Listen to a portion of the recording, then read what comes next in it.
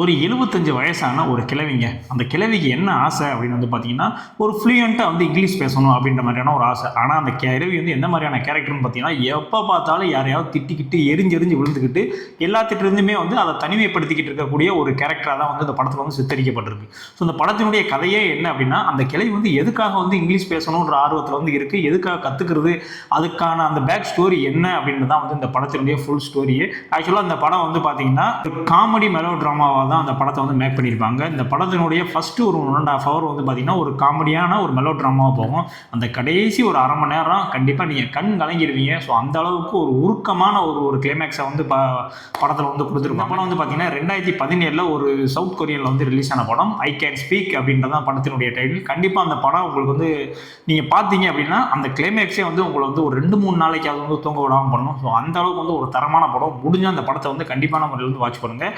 இந்த மாதிரியான மூவி ரெக்கமெண்டேஷனுக்கு நம்ம சேனலை சப்ஸ்கிரைப் பண்ண மறந்துடாதீங்க.